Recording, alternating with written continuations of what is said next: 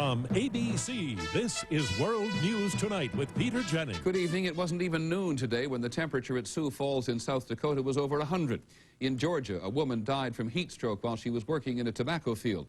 There was some rain in Iowa today, which was good for the soybeans.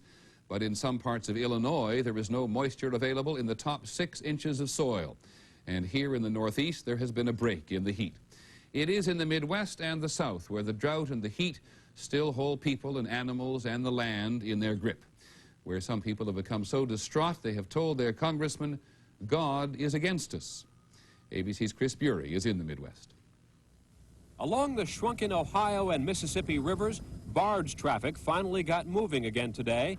This afternoon, the Army Corps of Engineers opened both rivers after dredging crews cleared the channels and freed hundreds of boats backed up and stranded by the lowest water levels ever recorded. We have been keeping up with the trouble spots very well up to this point, and we don't anticipate any major problems. The drought's impact is already showing up in grocery stores, but so far it's more of a jostle than a jolt. Prices are slightly higher for grain products like cereal, but meat and poultry prices are lower because so many animals are being sent to slaughter early. Overall, the Agriculture Department said today the drought would add only 1 or 2% to the cost of food over the next year, an extra $60 to $100 for an average family of 4. That could go up if shoppers aggravate demand by stocking up on food. I've been trying to load up so that it can avoid the increase in there. If consumers are concerned, many farmers remain desperate.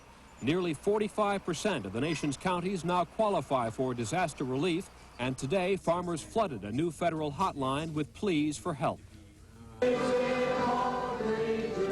Last night in Sumner County, Iowa, residents tried another hotline, to heaven.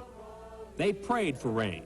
This morning, they got some, but it was too little and too late to make a dent in the drought, and the Midwest forecast for next week, dry and hot, with temperatures again approaching 100 degrees.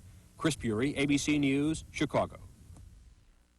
Another indication of just how serious the drought has become, the Army Corps of Engineers announced it will start building a barrier at the lower end of the Mississippi River to keep salt water from flowing upriver and into drinking water supplies.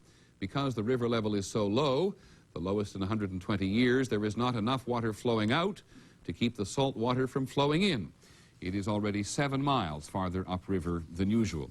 The drought may also mean failure for some small family-owned hydroelectric plants around the country. Many of them were set up during the energy scare of the 1970s as cheap, non-polluting energy sources, but they rely on rivers and streams to run. And as ABC's Al Dale reports, the water power is drying up. Charles and Nancy Merrick gave up jobs in Atlanta 7 years ago to run their own hydroelectric plant. They bought an abandoned power plant that used to produce electricity for a textile mill near Spartanburg, South Carolina. The water is so low that the sandbars are all over the place. But the Pacolet River that they use to turn the turbines is drying up because of the severe drought. So we're letting the lake come down real slow and passing some water downstream so it'll help the fish out. But it's extraordinarily dry. When they do generate power, they sell it to Duke Power Company. The Merricks and other small operators produce only a tiny fraction of the utility's output, so their absence shouldn't affect customers. But dry years dry up their income, $150,000 a year. It's a problem with small hydro operators nationwide. This is White Creek in the North Georgia foothills. There should be twice as much water as this coming through here. In fact, most of these rocks should be covered. Herschel Webster and his son Lamar built a small hydro plant on the creek in 1982 and began selling electricity to a local co-op. Things were fine, the plant producing 1 million kilowatt hours a year, bringing in $35,000 to $40,000 until the drought. It's cut us in half, and in May we run 13 days, and looks like we're going to run 10 days this month. And maybe no days the rest of the summer if there is no rain. But Webster is optimistic. The good Lord will watch after us. I believe we'll make it. Yeah. Al Dale, ABC News, near Cleveland, Georgia. One other note on power companies today, the really big kind. The Supreme Court has limited the power of state governments to protect consumers from spiraling utility bills. The court ruled the states have no right to stop utilities from passing along rate increases once they've been approved by federal regulators. In a moment, violence after prayers in the occupied West Bank. And later in the broadcast, reenacting the Battle of Gettysburg. And our person of the week. This is World News Tonight with Peter Jennings. Brought to you by AT&T. In the Middle East today, the kind of violent confrontation between Israelis and Palestinians that can only lead to deeper resentment in the two communities. In Hebron, on the occupied West Bank, a Palestinian stabbed an Israeli settler, and then the Israeli chased the Palestinian and shot him in the stomach. In Nablus, at the other end of the West Bank, it was guns and rocks. ABC's Dean Reynolds was there. It happened in Nablus, just after today's Muslim prayers.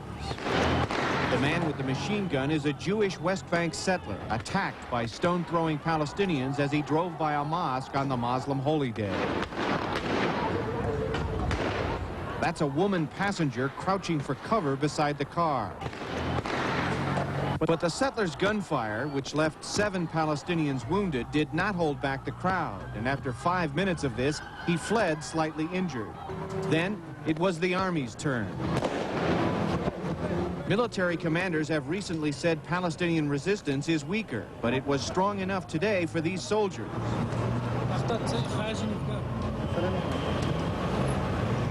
The mosque turned into a fortress and quickly came under siege. After 30 minutes, a break.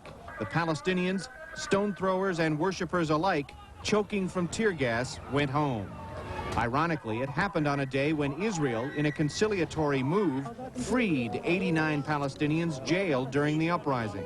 That goodwill gesture by the military was immediately denounced by many right-wing Israelis who believe it will just encourage further violence. And there was further violence elsewhere. This settler was stabbed today by a Palestinian. They should wipe out every Arab. And when cameramen arrived in Hebron to record the scene of the attack, the victim's friends attacked the cameramen. But then, few Israelis would be happy about the events those cameras were recording today.